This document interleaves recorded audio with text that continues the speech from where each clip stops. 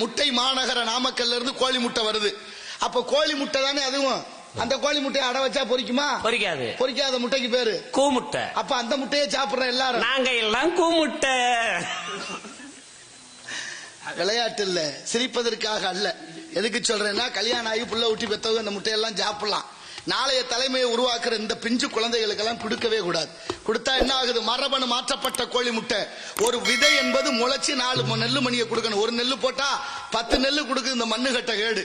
ஒரு ஆணும் பெண்ணு சேர்ந்தா குழந்தை உற்பத்தி ஆகுது. பசுமாடு காளமாடு சேர்ந்தா கன்றுக்குட்டி பிறக்கிறது. அப்படித்தானே இருக்கணும். அப்படி இருக்கா இன்னைக்கு கோழி முட்டை? கோழி மட்டும் முட்டை இடுது, சேவல் இல்லாம. எந்த அளவுக்கு உருவாக்கி இருக்கா? 25 வருஷத்துக்கு முன்னால விதை நெல் பற்ற கட்டி வச்சிருந்தோம். இன்னைக்கு இருக்கா நம்ம கிட்ட? 25-30 வருஷத்துக்கு முன்னால குடும்ப கட்டுப்பாடு மையம் இருந்துச்சு. ஏன் இன்னைக்கு இல்ல அப்படின்னா, குழந்தை பிறப்பு சதவீதம் குறைஞ்சுக்கிட்டே இருக்கு. காரணம் எது என்று யோசிக்கணும். இங்க அந்த சிந்தனை எல்லாம் இல்ல. எதையெல்லாம் விதைக்கணும், எதையெல்லாம் சொல்லிக் கொடுக்கணுமோ அதையெல்லாம் விட்டுட்டு பிஞ்சு மனசுகள்ல நஞ்சை விதைத்துக் கொண்டிருக்கிறது இந்த சமூகம் என்பதுதான் இந்த உலகத்தினுடைய பெரிய அவதியானது. ஆனாலும் பாருங்க, எப்படி இருந்த சமூகம்.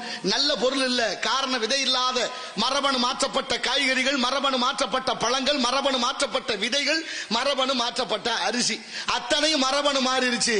இன்னைக்கும் பாருங்க, சோதனை கருத்தரிப்பு மையம்னு பணத்தை கட்டுங்க, பிள்ளை நாங்க கொடுக்குறோம்னு ஆஸ்பத்திரியை திறந்து வச்சிருக்காங்க. எங்க பார்த்தாலும் குழந்தை இல்லையே. வீட்டுக்கு வீடு குழந்தை ஊட்டி 4-5 நிறைய இருந்துச்சு ஒரு நேரம். இன்னைக்கு கல்யாணம் பண்ணி கொடுத்த பொண்ணு பிள்ளைகளுக்கு குழந்தை இல்லை. ஏன்? எதனால? ஏன்னு அதை பத்தி யாராவது சிந்திச்சோமா? எதனால இப்படி நடக்குதுன்னு யோசிச்சோமா? அப்ப இந்த கோழி மட்டும் இடக்கூடிய முட்டை, நாளை அது அடை வச்சா பொரிக்காத கோழி முட்டை, கூமுட்டைனா நம்மளை எல்லாம் கூமுட்டை ஆக்கி வைத்திருக்கிறார்கள். இந்த உலக நாடுகள்ல பல பேர் சேர்ந்து மேல இருந்து திட்டம் போடுறேன், நம்மளை எல்லாம் எப்படி வருமான பொருள்களாக மாத்தலாம்னு. ஆனால் அதை பத்தி சிந்திக்காத இந்த தமிழகம், அதுதான் ரொம்ப வேதனை. உப்பு கூட உப்பா இல்ல. கடற்கரையில இருந்து உப்பு வண்டி வந்து ஊருக்கு உப்பு வித்துச்சு. அந்த வண்டியில கொண்டு வந்த உப்பு வாங்கி சாப்பிட்ட வரைக்கும் யாருக்கும் எந்த நோயும் இல்ல. அந்த உப்பை பெரிய முதலாளி வாங்கிட்டு போன, அதை பெரிய வெள்ளையாக்கணுமே, அழுக்கா இருக்குன்னு சொல்லி ரசாயனத்தை பயன்படுத்தி வெள்ளையாக்கின உப்பை தூளாக்கின உப்பை பையில அடைச்சான். அதுக்கு ஆங்கிலத்துல சால்ட்னு பேர் வச்சான். சும்மா விக்கல. என் அன்பில் சேர்ந்த உரியவர்களே, நல்லா சிந்திச்சு பாருங்க. அதுல அயோடின் என்ற நச்சு வேதிப்பொருளை கலந்து விக்குது இந்த உலகம். அந்த நச்சு வேதிப்பொருளான அயோடின் தான் பெண்களுக்கு தைராய்டு நோய், கர்ப்பப்பை புற்றுநோய், அத்தனை நோய்க்கு மூல காரணம் இந்த உப்பு. தாய்மார்கள் நினைச்சா அதை கூட தூக்கி வீசலாம், முடியலையே. நமக்கு நாகரிக நைஸ் உப்பு தேவைப்படுது. ஏன்? உப்பு என்ன கல்லா கரைய மாட்டேன்னா சொல்லுது? அள்ளி போட்டா தானா கரையுமே. புளிதான கை போட்டு கரைக்கணும். மாற்றம் என்பது தாய்மார்களிடத்திலிருந்து வரணும். அப்படிப்பட்ட உப்பை கூட இங்க விட்டு வைக்கல. உலக அளவில் வருமானம் வந்தா போதும் எல்லாத்தையும் மாற்றிக்கொண்டே இருக்கிறார்கள்.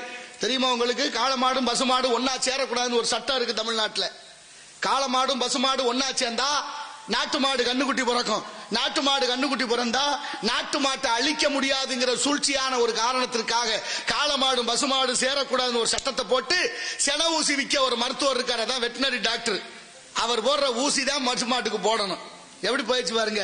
சென ஊசி போட்டு மாடு கண்ணுக்குட்டி பிறக்குன்னா கண்ணுக்குட்டியா இருக்குமான்னு யோசிச்சு பாருங்க. ஏன் காளைக்கு போடக்கூடாதுன்னா சென ஊசி இங்க விற்காம போயிடும். சென ஊசி விற்கலைன்னா என்ன? அவன் கொடுக்குற கமிஷனை வாங்க முடியாம போயிடும். எவ்வளவு யோக்கியத்தனை நடந்துகிட்டு இருக்கு.